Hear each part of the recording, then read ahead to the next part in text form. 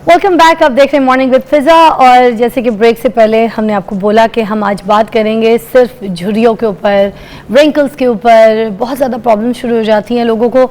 30 के बाद तो इश्यूज शुरू ही हो जाते हैं, मगर 25 के बाद भी आजकल देखा जा रहा है बहुत सारी जो हमारी ख़वातीन हैं उनके अंदर ये पाया जाता है कि ड्राई स्किन की वजह से या तो आंखों के नीचे बहुत ज़्यादा झुर्री हो जाती है, स्माइल लाइंस आपके बहुत ज़्यादा ड्राई रहते हैं, वहाँ पर आपको रिंकल्स शुरू हो जाती हैं। और समटाइम्स आपकी बॉडी ड्राई नहीं भी, आपका फेस ड्राई नहीं भी है, तब भी आपको रिंकल्स शुरू हो जाते हैं। किन एज में शुरू होते हैं, क्या सिम्टम्स होते हैं, कैसे इस पर काबू पाया जा सकता है, क्या बहुत ज़्यादा रिंकल जो गाढ़ी लाइनें हो जाती हैं क्या तब जाके इसकी ट्रीटमेंट हो सकती है? वो टाइम बेहतर होता है कि वेट करना चाहिए कि रिंकल्स पूरे चेहरे पे नुमा हो जाए और फिर उसकी हम जो है वो हम उसकी जो है दवाइयाँ लगाना शुरू कर दें, या उसको बहुत पहले से रोकथाम जो है वो करनी चाहिए? किस एज से भी, ये सारी बातें हम पूछेंगे। हमारी यहाँ पर डॉक्टर हैं, डॉक्टर हमदा आफ्ताब, डर्मेटोलॉजिस्ट हैं। तो सबसे पहले वेलकम आपको कहेंगे, बहुत बहुत शुक्रिया आपके टाइम का।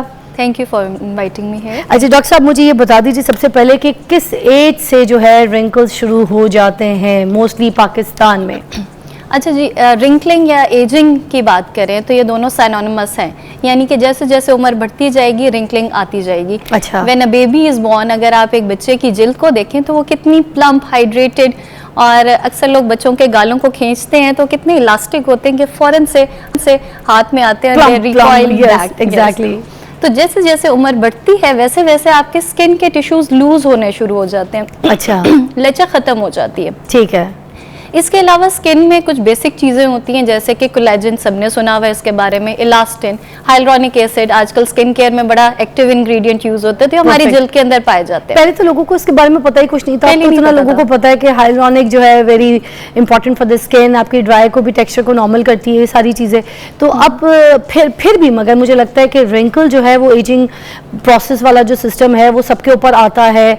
तो अब ये किस तरह से बचा जा सकता है इससे, और किस एज से जो है हम इसको तैयारी करना शुरू कर दें कि हमने आगे अपनी स्किन को जो है फ्रेश और बेबी रखना है? देखिए जी, आब हयात की तलाश तो सभी को है।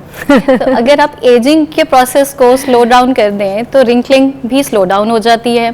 एजिंग के प्रोसेस को जैसे स्लो डाउन करें, अब ये तो पॉसिबल नहीं है, लेकिन आप बहुत सी ऐसी चीज़ें कर सकते हैं जिनके आप, जैसे कि आपका लाइफस्टाइल अगर हेल्दी होगा, डाइट, एक्सरसाइज, पोल्यूशन, स्मोकिंग, इन चीज़ों से बचें, ये चीज़ें वाकई असर करती। जैसे एजिंग का प्रोसेस स्लो होगा वैसे रिंकलिंग का प्रोसेस भी स्लो होगा। किस एज से, आपने ये भी बताना था कि किस एज से शुरू हो जाती है? अच्छा, अब ये है कि जैसे जैसे बॉडी में ग्रोथ का प्रोसेस खत्म हो जाता है वैसे रिंकलिंग स्टार्ट हो जाती है। अच्छा। अब वो ग्रोथ का प्रोसेस अमूमन लोगों में खत्म होना शुरू होता है, यानी कि थोड़ा सा स्लो होना शुरू होता है 20s में जाके। ओके। 20s की अपनी एज में जाके। तो जब हम प्रिवेंटिव मेजर्स की बात करते हैं तो लोगों के 20 ईयर्स ऑफ एज में शुरू हो जाने चाहिए। 20 के बाद तो असल जवानी शुरू होती है, वो कहते हैं ना कि 20 के बाद तो खूबसूरती निखरना शुरू होती है, तो उसके बाद वो एहतियात भी शुरू हो जाती है फौरन ही। जी, जैसे गाड़ी को ब्रेक लगाते तो आहिस्ता आहिस्ता जाके ब्रेक लगती है, उसी तरह से एजिंग का प्रोसेस भी ऐसे है कि वो थोड़ा सा लेट जाके होती है। अच्छा। बेसिकली ग्रोथ हार्मोन और कुछ आपके एक्टिव हार्मोन्स बंद हो जाते हैं आफ्टर 25-30, स्लो हो डाउन हो जाते हैं। एंटी एजिंग को रोकने के लिए कौन से ऐसे प्रोडक्ट्स हैं, कौन सी ऐसी मेडिसिन हैं जो खानी चाहिए, चाहे वो कोलेजन की हो या रिंकल्स की हो, वो कौन सी हैं जो देखने वालों को बता सकें? देखिए, आप जो खाते हैं ना वो आपकी स्किन पे नजर आता है। It's literally true. अगर आपकी डाइट अच्छी रहती है तो आपकी स्किन भी अच्छी रहती है। उसमें चीज़ें होती हैं, एंटीऑक्सीडेंट्स वगैरह वाली चीज़ें बहुत अच्छी होती हैं, जैसे कि हमें अम्मी कहती थी कि आप हरी सब्जियां खाया करें, ये दैट्स ट्रू। इनमें एंटीऑक्सीडेंट्स होते हैं, मछली में होते हैं, आपके हेल्दी ऑयल्स में अच्छे एंटीऑक्सीडेंट्स होते हैं, फ्रूट्स में होते हैं। तो आप अगर अपनी डाइट अच्छी करते हैं तो इट मीन्स कि आपके रिंकलिंग का प्रोसेस स्लो हो जाएगा, झुर्रियाँ देर से आएंगी और जो बन रही हैं वो भी स्लो डाउन हो जाएंगी।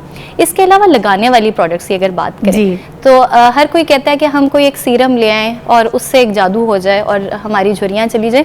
अमूमन लगाने वाली चीज़ों से रिंकलिंग का प्रोसेस स्लो तो हो जाता है, लेकिन जो झुर्रियाँ स्किन में पड़ जाती हैं वो जाती नहीं है। अच्छा। उसके लिए हमें फिर एक बार झुर्रियाँ आई हुई हैं चेहरे पे, अब उसके ऊपर कोई भी प्रोडक्ट लगा दें वो झुर्रियाँ जाएंगी नहीं, बस उसके आगे का प्रोसेस जो है वो स्लो हो जाएगा। yes. अच्छा, एक ब्रेक लेते हैं, ब्रेक के बाद आपको करते हैं वापस आके हम डॉक्टर हमदा से पूछेंगे कि इसके अलामात क्या है झुर्रियों के और कब से हम जो है एहतियात करना शुरू कर दें। Will be right back.